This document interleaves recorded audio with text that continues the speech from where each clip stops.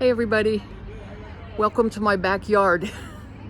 Tomorrow is Palm Sunday, so I thought it'd be good to get out here and get a video with one of our local palm trees in the video. Unfortunately, we don't have one right in our backyard, but next door has one. And so in honor of Palm Sunday, there you have it.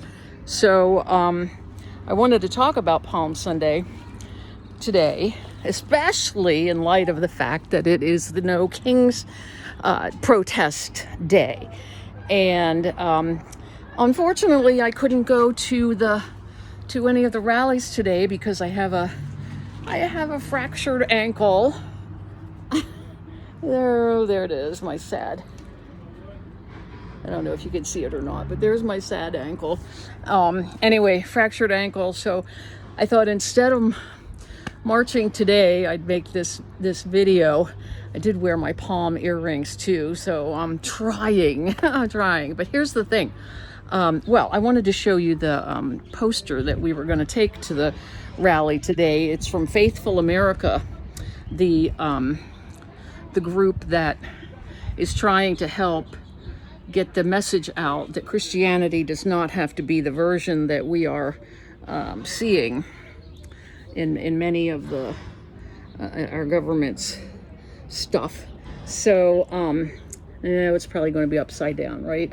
I'm not going to be able to to get this right, but anyway, it's got palms on it, and it says Jesus would be marching with us. I'm still trying to get that. At least you have an idea of what it looks like, or you can go to the Faithful America website and see all of the posters that they had for today. But because this one had palms on it, and is talking about marching, it's so appropriate for Palm Sunday. Now, if you're in the Christian church, you probably know Palm Sunday. And in the past, it used to be the day when we would read the whole story of the betrayal and the arrest and the crucifixion of Jesus.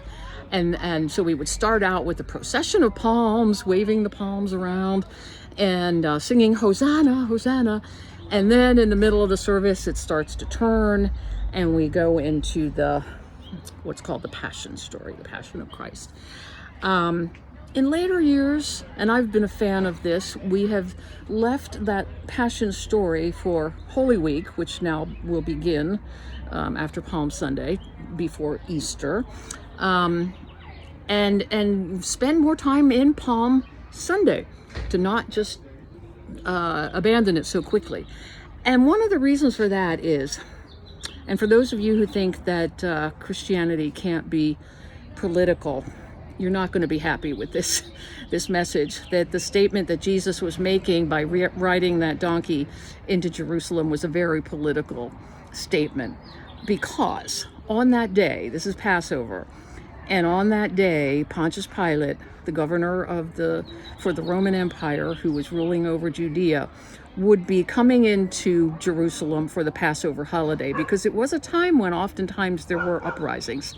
So the Romans wanted to make sure they came in with their iron fist. So here comes Pilate on the other end side of the city, and he's coming in with his chariots and his war horses and his war machinery and all of the symbols of empire.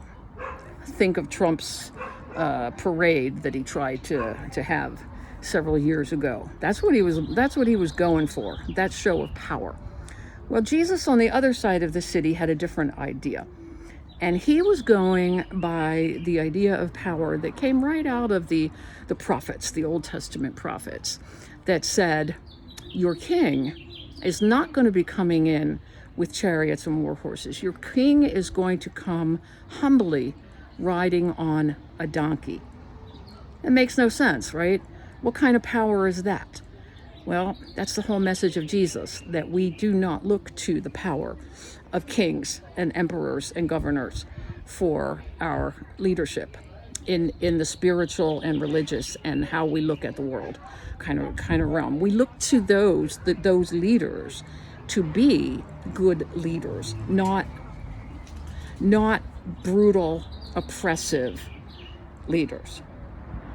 You're getting the message, right? So here comes Jesus on the donkey, and the people in that day would have known exactly what he was doing. They would have known the verses from the prophets saying this is who your king will be. And unfortunately, they didn't always quite get the whole point, because they were hoping that Jesus was going to come in and lead a military uprising. And that, of course, is not what happened. Jesus came to show us a better way. And you can see how this is so appropriate for today, for the No Kings protests. We don't want to be with the parade over on the other side of the city with the military might of empire. We want to be in the parade with Jesus, waving our palms. And I know in churches when we do this, we kind of feel a little silly about doing it. But if we really take it in the context of what it was, of Jesus saying, this is a different way. Follow me. Follow this way. Now after this, we're going to go into Holy Week. We get to Maundy Thursday, this coming Thursday, when Jesus washed the feet of the disciples. Again, humility. Can you imagine our government leaders today? Stephen Miller washing our feet. I don't think so. But that's what Jesus did. And then, but then the next day is Good Friday. And we hear the story of the betrayal, the trial, the torture, the suffering. We don't like that. Most people don't want to go to Good Friday, right? We don't want that. But we know suffering exists. We know torture exists. We know brutality exists, right? Don't turn away. Don't turn away. And that's what we're doing today, even those of us who can't march on their broken ankle. We are saying we're not turning away from the suffering of people, suffering of our world. We are not turning away, and we are not bowing down to those emperors on the other side of town. For those of us who are Christian, we're following Jesus. Others can also follow that way. You might call it a different way. But for Christians, this is it. This is our these are our high holy days. It's not Christmas. Palm Sunday, Holy Week, Easter. These are our high holy days. So if you have palm earrings, get them on out. If you have any palms to wave around, if you live out here in California, you might be able to go and ask your neighbor to cut some off the tree for you, or you might even have some in your own backyard. But have a great Palm Sunday. And if you've been out marching, good for you. All right, thanks, bye.